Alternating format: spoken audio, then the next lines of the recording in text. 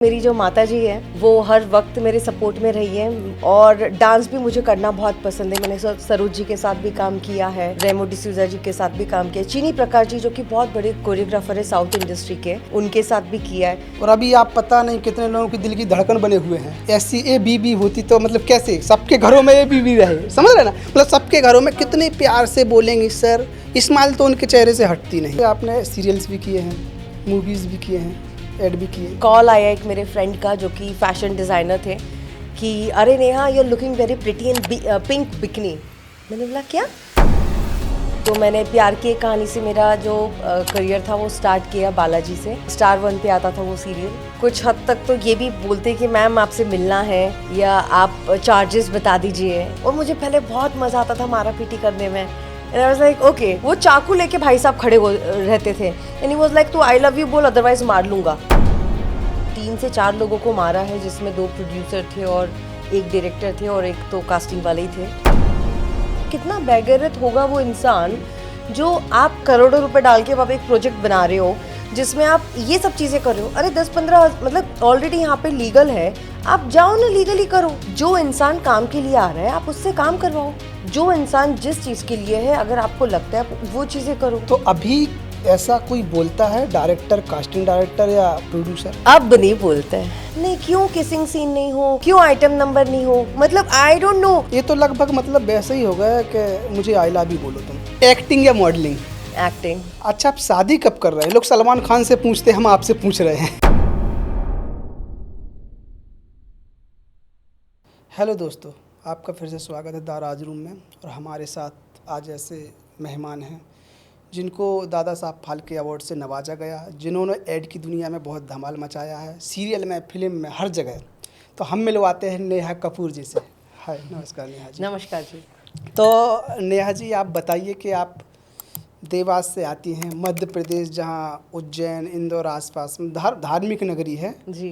तो धार्मिक नगरी से सीधे ग्लैमर की दुनिया में मतलब अचानक मतलब एक जंप करना, मतलब समझ में नहीं आ रहा कैसे। क्योंकि जो जहाँ जैसे हरिद्वार से लोग हो जाते हैं, उज्जैन से लोग हो जाते हैं, नासिक से लोग हो जाते हैं, उनकी जो फैमिली का थोड़ा पकड़ खासकर लड़कियों पे ज़्यादा रहता है। तो आप बताइए, बॉलीवुड में थोड़ा आना वो रहा।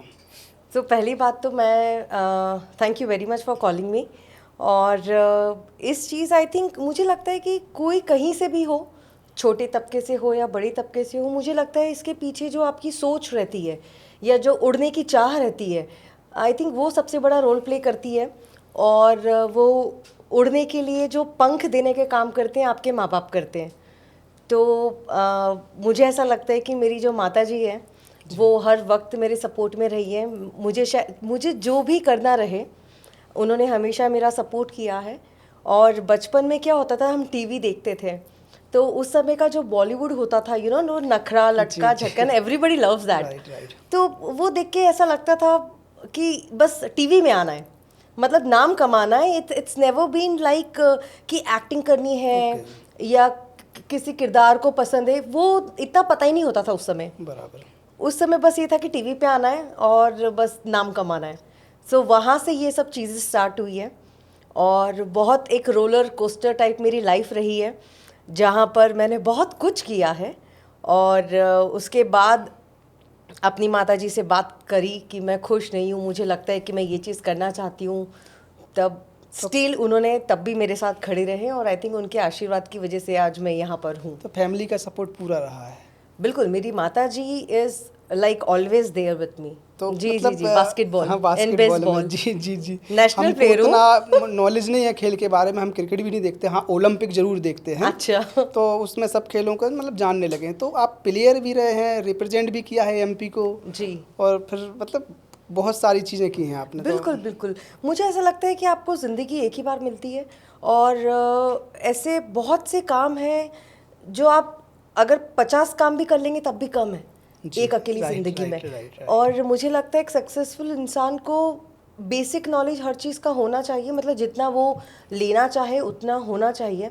तो बस कोशिश करी है। जब मैं स्कूल में थी, सेंट मैरीज कॉन्वेंट स्कूल में, तब मैंने रिप्रेजेंट किया था और नेशनल प्लेयर बन गई थी। अच्छा। उस समय वो जो नेशनल प्लेयर का जो भार होता है आपके ऊपर, जो जिम्मेदारी होती है, उस समय तो पता नहीं थी। लेकिन जब हम रिप्रेजेंट करने गए स्टेट खेलने के बाद नेशनल, तब लगा कि हम वाकई में कुछ अचीव किया है लाइफ में, और हम हमारे देवास को, एमपी को, मध्य प्रदेश को रिप्रेजेंट कर रहे हैं, तो बहुत प्राउड फील हुआ। जी, तो आपको तो टीवी पे दिखना था, तो कभी ऐसा नहीं लगा कि हम इंडिया को रिप्रेजेंट करें और मतलब एक अदर कंट्री के साथ खेलें उसके साथ, लेकिन बॉलीवुड में ही क्यों आए टीवी पे देखने के लिए? देखिए, मैंने आपको जैसा कहा कि उस समय के बच्चे मतलब टीवी से बहुत ऑब्सेशन होती है ना, जब आप किसी का डांस देखते हो या आप देखते हो तो वो एक बैठ जाता है।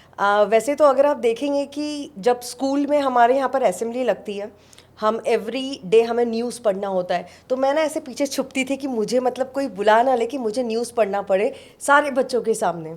जी। और वो बहुत डर था, मतलब एक फोबिया कह सकते हैं। मैंने कभी डांस नहीं किया अपने स्कूल लाइफ में, और सडनली मतलब ये 360 टर्न था मेरी लाइफ में कि मुझे अच्छा लगा and I want to be like this. और डांस भी मुझे करना बहुत पसंद है। मैंने सरोज जी के साथ भी काम किया है, रेमो डिसूजा जी के साथ भी काम किया, चीनी प्रकाश जी जो कि बहुत बड़े कोरियोग्राफर है साउथ इंडस्ट्री के, उनके साथ भी किया है।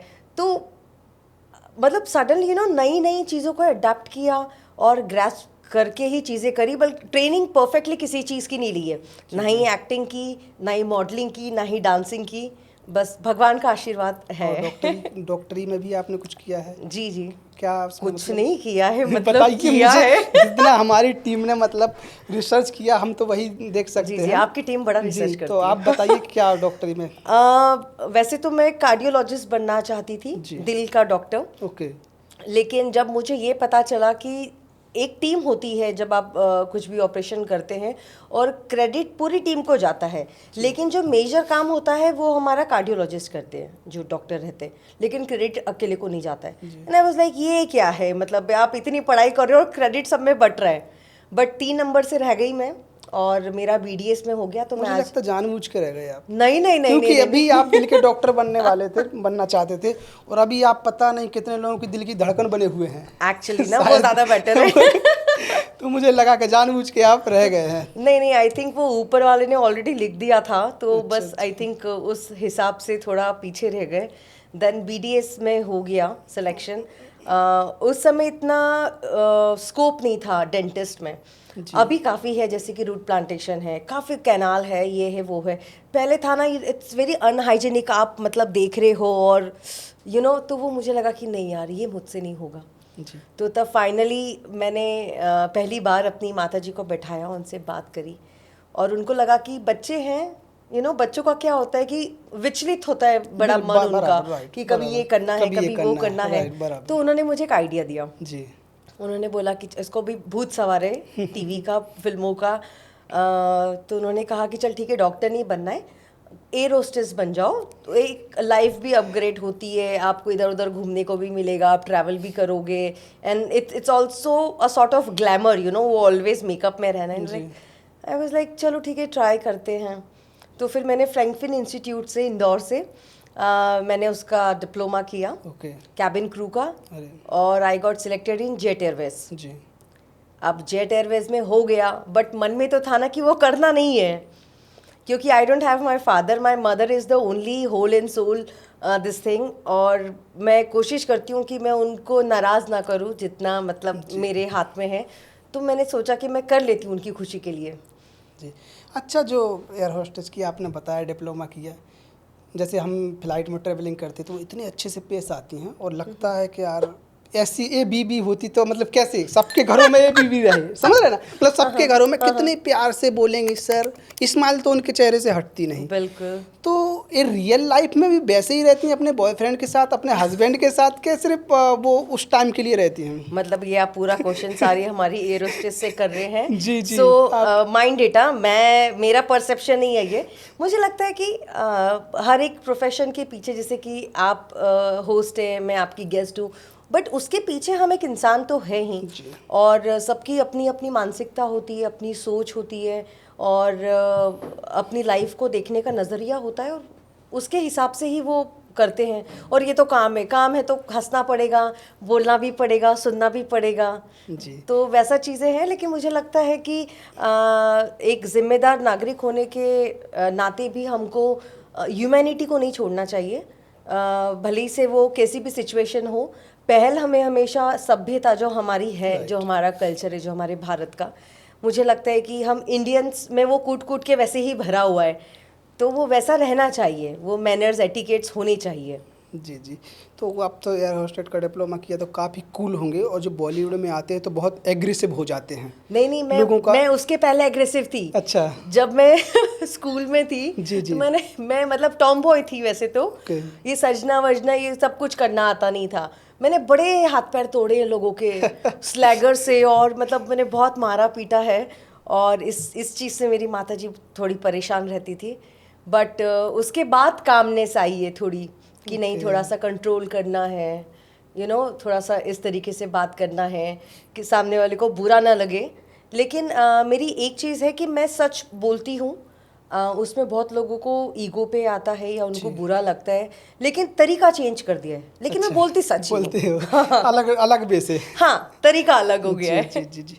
तो बॉलीवुड का सफ़र कैसे रहा? आपने काफ़ी एडवर्टाइज किए, अभी हम देख रहे थे आप, तो काफ़ी चीज़ों का, तो जैसे आपने सीरियल्स भी किए हैं, मूवीज़ भी किए हैं जी, ऐड भी किए, तो सबसे अच्छा क्या लगता है शॉर्ट टर्म जिसमें पैसा भी मिलता है और जल्दी बड़े बड़े होर्डिंग लगते हैं, तो वो क्या है तीनों में से? होर्डिंग तो मतलब मेरा आई थिंक जब मैं ग्लैडरेक्स कर रही थी, ग्लैडरेक्स मेगा मॉडल 11-12 ईयर में, तब ही टॉप 20 जो मॉडल सिलेक्ट हुए थे ऑल ओवर द वर्ल्ड में, तब उनका एक बहुत बड़ा सा होर्डिंग लगा था।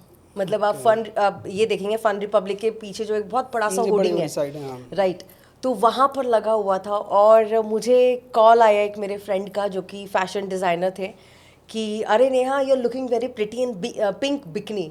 मैंने बोला क्या? मैंने कहाँ, तूने कहाँ देख लिया? I was like confuse. रात के 1:30 बजे की बात है। एंड ही वाज लाइक, मैंने बोला कहाँ है मुझे बता। एंड ही वाज लाइक यहाँ है। मैं वो रात को 1:30 बजे मैंने रिक्शा पकड़ा है, आई वाज लाइक नहीं, मुझे देखना है। That was my first experience ever जहाँ पर मुझे वो फील हुआ। आपको एक संतुष्टि मिलती जब आप काम करते हैं, आपको खुशी मिलती है। तो ये मैं चाहती थी बहुत पहले, जब कुछ नहीं था, जब मैं सिर्फ आई थी, कोशिश कर रही थी अपने आप को पॉलिश करने की, सीखने की और काम पाने की। तब ग्लैडरेक्स के टाइम पे वो इतना बड़ा पोस्टर लगा था और मुझे बहुत अच्छा लगा। तब मैंने पहला अपना पोस्टर देखा था। अच्छा, लेकिन आप एडवर्टाइज कर रहे हैं काफ़ी, मतलब देखा तो उसमें तो और ज़्यादा मतलब जो प्रसिद्धि मिलती है जल्दी मिलती है जी। किसी क्या होता है ना, वो हर एक पब्लिक के पास जा रहा है। किसी भी आपने बड़े बड़े शो, जैसे आप क्या फिल्म मूवी हो जाता है तो एक करेक्टर रहता है जी, तो करेक्टर आर्टिस्ट को उतना फोकस नहीं कर पाते, सीरियल को सारे लोग नहीं देख रहे, लेकिन किसी एडवर्टाइज को वो कहीं ना कहीं जबरदस्ती घुसा ही देते हैं कंपनी वाले। थिएटर में 3 साल से चल रहा है ना, I was like love it. जी वही बोल रहे। देखिए, मुझे ऐसा लगता है कि जैसे कि आप जो फील्ड में हैं, जैसे कि मैं एक्टिंग में हूँ, मॉडलिंग में हूँ, डांसिंग में हूँ, लेकिन जब मैंने अपना करियर स्टार्ट किया था एक्टिंग में, तो मैंने सबसे पहले स्टार्ट किया था सीरियल से। अच्छा। क्योंकि उस समय का जो लॉबी था या उस समय का जो माहौल था, आप कह सकते हैं, वो सीरियल की तरफ बहुत था।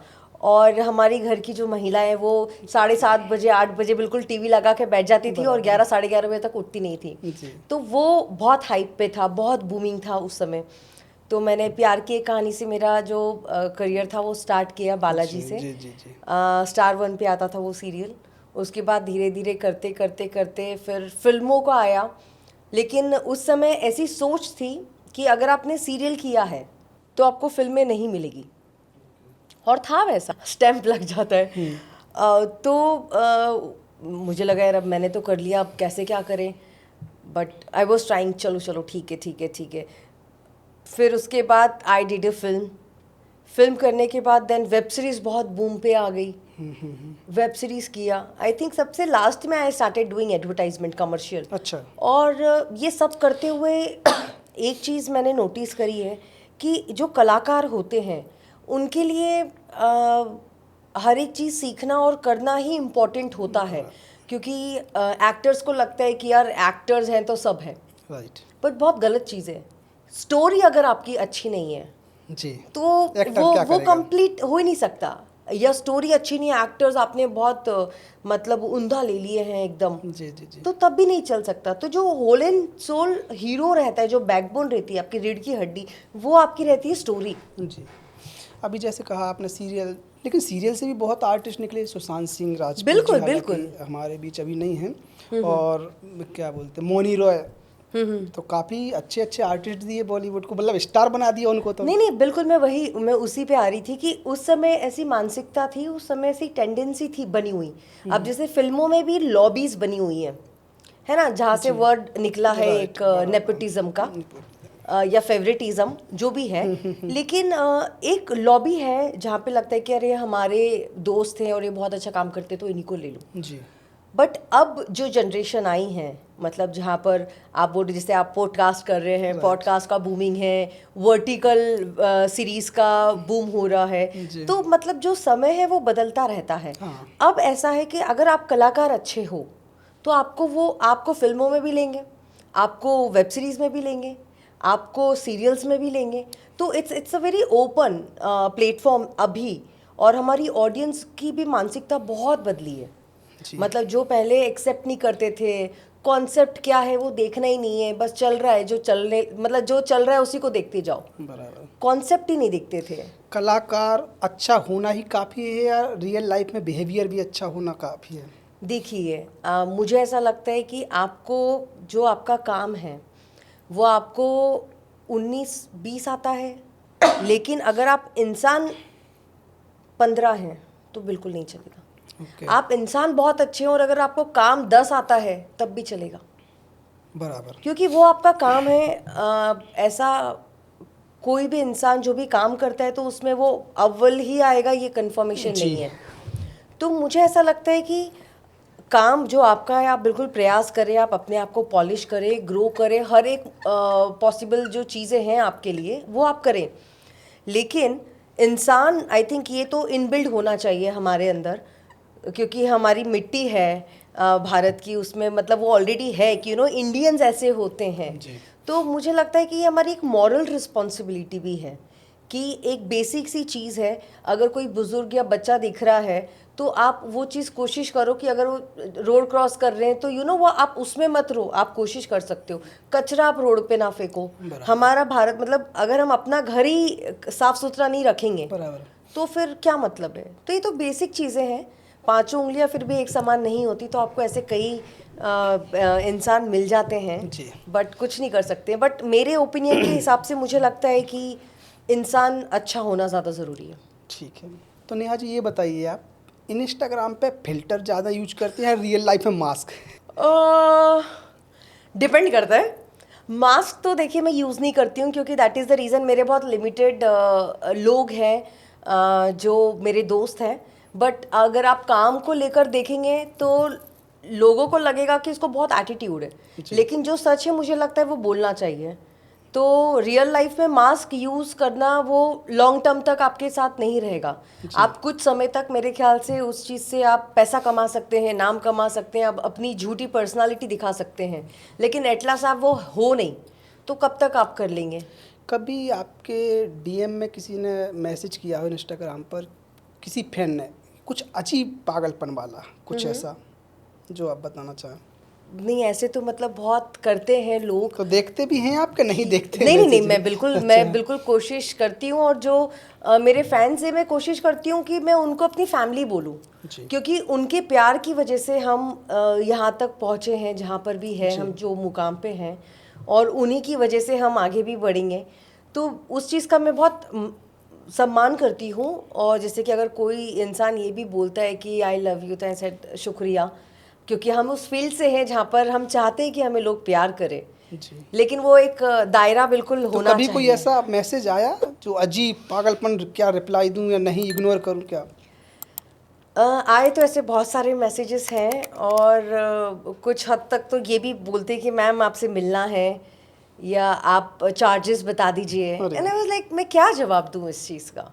तो जवाब तो नहीं देती हूँ मैं, लेकिन जब मुझे बहुत अच्छा लंबा चौड़ा 1-2 लोग हैं जिन्होंने मुझे मैसेज किया था मेरा कुछ काम देखने के बाद, और मुझे वो दिल से बहुत अच्छा लगा, तब मैंने उनको एक, मेरा मैसेज हमेशा यूजुअली जाता है कि really appreciate your time and kind gesture, thank you. एक इमोजी होती है हंसने वाली और एक हाथ जोड़ने वाली। तो मैं उन्होंने जो समय दिया है मुझे, उसके लिए भी मैं शुक्रिया करती हूँ, और उनके जो अच्छे शब्द हैं उनके लिए भी शुक्रिया करती हूँ कि आपने अपना समय निकाल के मेरा काम देखा, और आपने स्पेशली इतना टाइम निकाल के आधा पेज का पूरा पैराग्राफ लिखा है कमेंट में, तो मुझे बहुत अच्छा लगता है। जी, आज की नेहा 10 साल पहले की नेहा को क्या सलाह देना चाहेगी? ये तो मतलब मैं साला मुझे लगता है लिस्ट ख़त्म नहीं होगी, क्योंकि हर एक की ज़िंदगी का जैसे एक पड़ाव होता है, और हर एक की लाइफ में पहले वो बचपने में चीज़ें होती हैं, फिर ईगो आ जाता है कि मतलब हम मैं ही हूँ, तो बहुत सारी ऐसी चीज़ें, मुझे लगता है पेशेंस बहुत ज़रूरी है, जो मुझे बिल्कुल नहीं था। क्षमता आप में नहीं होती है सुनने की या सुधरने की। लर्निंग प्रोसेस जो मुझे लगता है कि मेरे अंदर होना चाहिए था, जो उस समय नहीं था। और बहुत हाइपर थी मैं, शॉर्ट टेम्पर्ड थी, जो अभी ऑलमोस्ट 95% ख़त्म हो गया है। तो आई थिंक ये सारी चीज़ें जी, मैं 5% तो वो रहेगा, एक्चुअली नेचुरल है ह्यूमन में। तो जैसे आपने बोला कि मैं अभी इमोजी देती हूँ, एक थोड़ा सा मैसेज रिप्लाई कभी कभार कर देती हूँ। अगर वही 10 साल पहले की नेहा होती तो शायद गन लेके पहुँचती अरे है। नहीं, मैं आपको एक चीज़ बताती हूँ। एक बार क्या हुआ था कि मैं जगह से बिलोंग करती हूँ, वो देवास है जी। वहाँ पर एक बंदे ने मुझे एग्जैक्टली तो नहीं पता है, बट मिलने के लिए बुलाया। आई डोंट नो व्हाट की क्या एग्जैक्टली उसने वर्ड्स लिखे थे, और मैं गई तो भाई साहब एक बहुत बड़ा सा बुके लेकर, ऐसा दिल विल वाला, और वो सब ऐसा लेके ना, ऐसा उठा के लेके आ रहा था ना। वाज लाइक क्या हो गया इसको? तो मुझे पहले से डाउट था, क्योंकि किसी ने बुलाया था। तो मेरे एक दोस्त है, हमारे फैमिली मेम्बर, ये CBI में है वो। जी। तो मैंने उनको बोला ना ऐसा ऐसा चीज़ें हैं, तो बोले चलो। मिला ओके। तो यूजुअली वो सिविल ड्रेस में ही रहते हैं। जी। तो उन्होंने बोला मैं तू जाके वहाँ पर खड़ी हो, हम इधर ही है, कुछ भी रहेगा तो विल जंप इनटू इट। मिला ओके। और मुझे पहले बहुत मज़ा आता था मारा पीटी करने में, and I was like okay.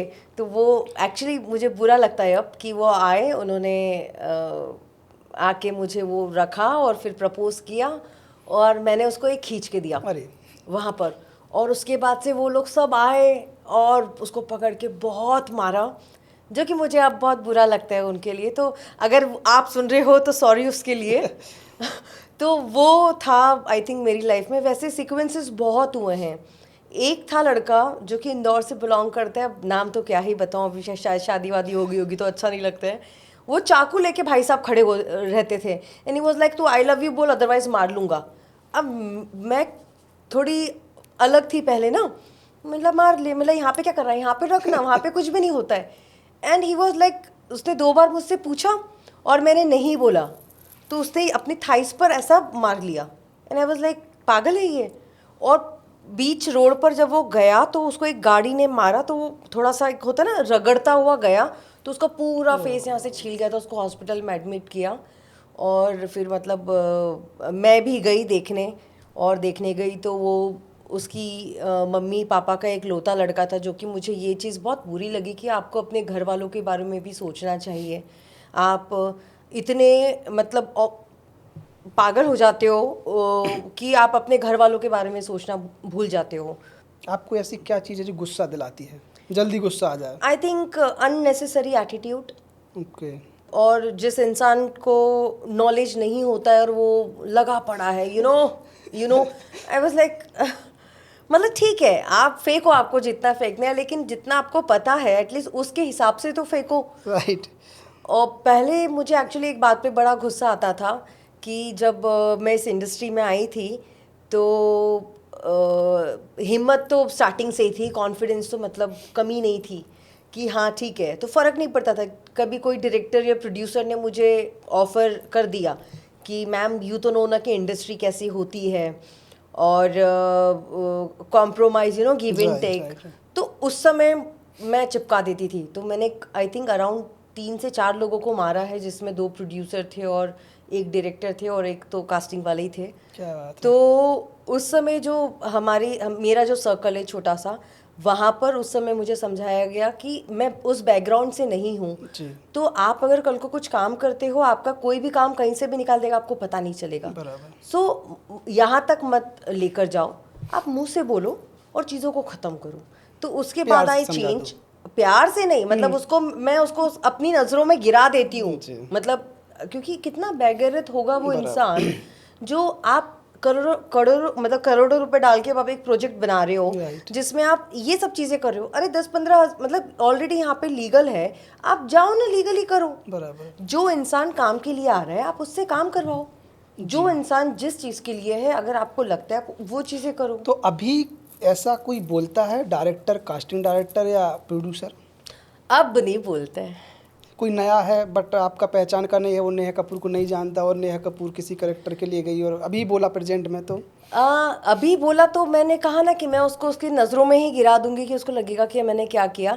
But अभी एक्चुअली एक चीज़ है कि जब मैं जाती हूँ और जैसे कि जब मैं इंट्रोड्यूस करती हूँ कि हाय, जब वो मुझसे हाथ मिलाते हैं तो तभी वो थोड़ा सा डिस्टेंस बना लेते हैं। उनको समझ में आता है कि यार हाथ बड़ा कड़क है, पड़ेगा तो ज़्यादा पड़ जाएगा, तो उस वजह से वो डरते हैं। तो मुझे नहीं लगता कि अभी मुझे मतलब किसी ने आई जैसे थिंक कि 10 साल से तो नहीं किसी ने कुछ पहले बोला। लड़कियां नहीं जानती थी ऐसा और वो बहकावे में आ जाती थी और हाँ कंप्रोमाइज़ कर लेती थी और जी। फिर एक के साथ, दो के साथ, तीन के साथ कंटिन्यू, और काम कुछ नहीं मिलता था क्योंकि जी। वो लोग भी ऐसे ही हैं, कोई काम करने वाले तो रियल में होते नहीं हैं।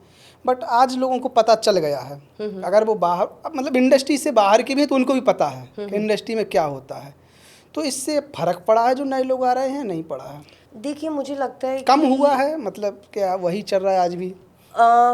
देखिए मुझे ये लगता है इस वर्ड को लेकर या सिचुएशन को लेकर बात की जाए तो ये ग्लैमर वर्ल्ड में इतना इसलिए दिखता है क्योंकि हमारा जो काम है वो शोबिज का जी, है, जी, जी। तो उसमें बहुत जल्दी उठ कर आता है। अगर आप देखेंगे परसेंटेज या ग्राफिंग के हिसाब से तो कॉर्पोरेट लेवल में भी राइट। अथाह है जी, बराबर। है ना, और हर जगह है हर ये। जगह है। लेकिन मुझे लगता है कि जो बॉलीवुड में है वो आपको ऑफर देते हैं, बट ये आपके हाथ में है हाँ या ना।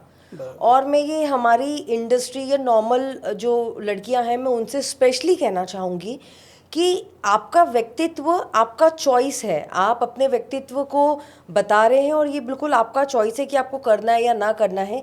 एक मिथ है वो मैं क्लियर करना चाहती हूँ कि आपको ऐसा लगता है कि मैं एक बार कॉम्प्रोमाइज़ कर लूँगी तो मुझे हीरोइन बन जाऊँगी या काम मिल जाएगा, तो ये थोड़ा सा ब्रेन वॉश करते हैं लोग। तो ऐसा कुछ नहीं होता है कि आप एक बार कॉम्प्रोमाइज़ कर लोगे आपको काम मिल जाएगा, बड़ी हीरोइन मिल जाओगे, नहीं। आप एक बार करके अगर आपको काम भी मिल गया बराबर। फिर भी आपको काम एक्टिंग ही आना है। जी। तो फोकस जो है अपने काम पे रखिए, आपका जो भी काम हो वो काम पे रखिए, उसको अच्छा बनाइए। समय लगेगा, देखिए हमेशा जो अच्छी चीज़ होती है ना उसमें समय लगता है, लेकिन जब वो आती है ना तो फिर निखर के आती है। बिल्कुल। बिल्कुल। तो अभी आपके कौन कौन से प्रोजेक्ट आ रहे हैं, कोई सीरियल या फिल्म्स? देखिए अभी तो मेरा एक डेली सोप में कर रही हूँ दूरदर्शन के लिए, अच्छा। जिसका नाम है देव आंचल की प्रेम कथा। जी। और ये आई थिंक 1-2 महीने में ऑन एयर हो जाएगा। ओके। और जो दूरदर्शन का OTT है वेव्स उस पर भी आएगा। ओके। उसके बाद अभी रिसेंटली मैंने कुकू की वर्टिकल सीरीज़ करी है और आई थिंक 23rd को ही मैं एक शूट करने वाली हूँ मिनी सीरीज़।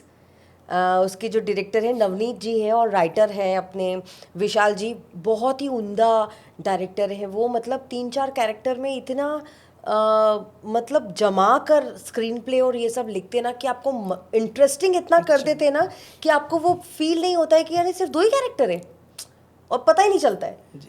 तो उनके साथ मैं ऑलरेडी 3 मिनी सीरीज़ कर चुकी हूँ, ये मेरी चौथी होगी और इसका नाम है द लेटर F।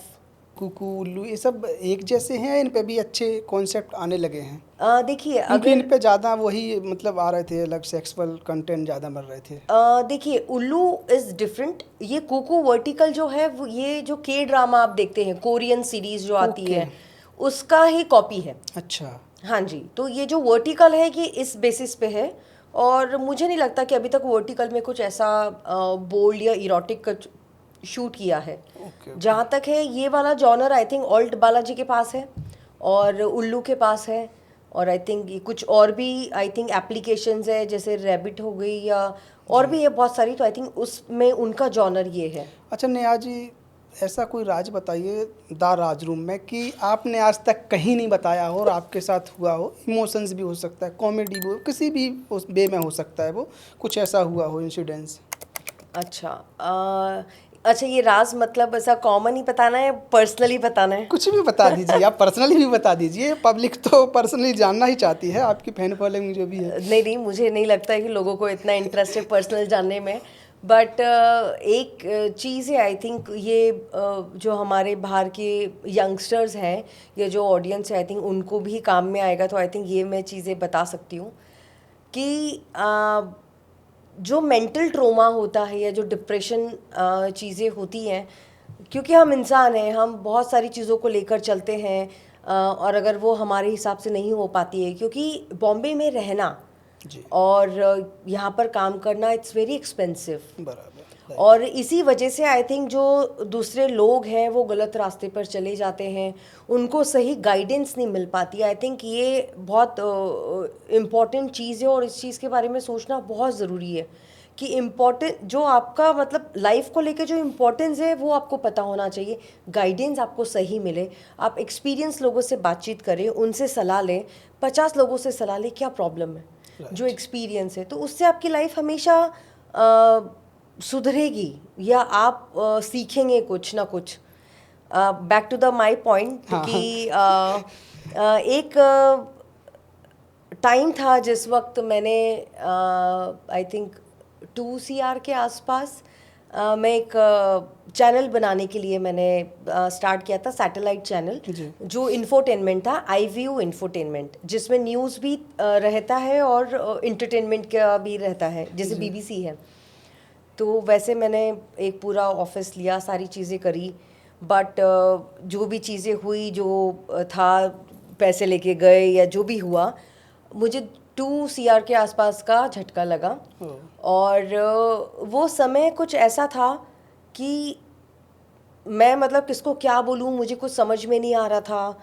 और उस टाइम आई थिंक 2.5-3 महीने तक मैं अपने घर से बाहर नहीं निकली थी। घर तो छोड़ो, मेरा जो बेडरूम था, मैं वहाँ से मतलब मुझे समझ में नहीं आ रहा था, मैं इतनी अनकॉन्शियस थी कि मैं क्या खा रही हूँ क्या पी रही हूँ मुझे पता नहीं, और मैं एक जोन में चली गई थी जी।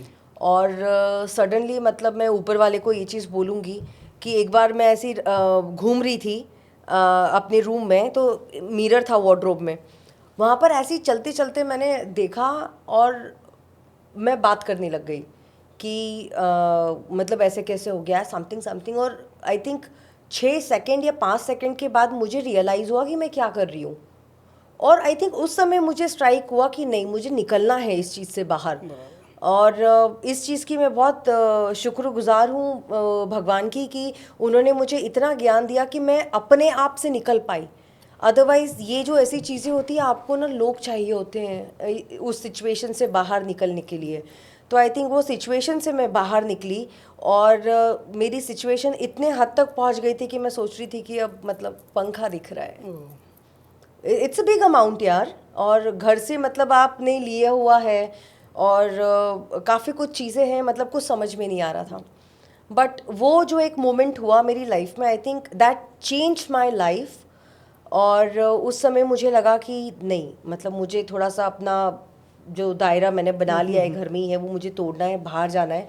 और उसके बाद से मैंने मीटिंग्स करना स्टार्ट करी, और मैंने उस समय 2 प्रोजेक्ट साइन किए थे, और वो मैंने करा और मैं घर से बाहर निकली। I think that was my time, जहाँ पर बोलते ना कि आप ज़िंदगी से आप मैच्योर हो गए या आपने बहुत कुछ सीख लिया। तो आई थिंक वो एक पॉइंट था जहाँ पर मैं अपने आप की जो एक क्षमता थी, जो एनर्जी थी, मैं उस चीज़ को पहचान के मैं उस चीज़ को तोड़ कर आई हूँ बाहर। क्या ड्रीम रोल करना चाहेंगे जिसमें किसिंग सीन भी नहीं है, आइटम सॉन्ग भी नहीं है, तो ऐसा क्या ड्रीम रोल रहेगा वो जो कि आप करना चाहेंगे मूवी में? नहीं, क्यों किसिंग सीन नहीं हो, क्यों आइटम नंबर नहीं हो, मतलब आई डोंट नो, ये हमें आई डोंट नो क्यों ऐसा लगता है कि किसिंग सीन है तो अरे अरे बाप रे हम नहीं देखेंगे, सजेस्टिव सीन है, बोल्ड है। सी मुझे ऐसा लगता है कि ये एक कलाकार में जो 9 रस होते हैं, ये भी उस चीज़ का हिस्सा है जी। आपको वो चीज़ भी अच्छे से करना आनी चाहिए। लेकिन मेन चीज़ ये हो जाता है कि जो हमारे टेक्नीशियंस हैं या जो हमारा टेक्निकल डिपार्टमेंट है, उस वो चीज़ ना ले नहीं पाते हैं उस हिसाब से। आप वही चीज़ आप हॉलीवुड में देख लीजिए, आपको वो लगेगा ही नहीं कि गंदा है, आप मतलब वो देखोगे कि व्हाट अ ब्यूटी शॉट, क्या फ्रेम लगा है, क्या मतलब मूविंग शॉट लिया है, क्या कैमरा वर्क है, आपको वो लगेगा।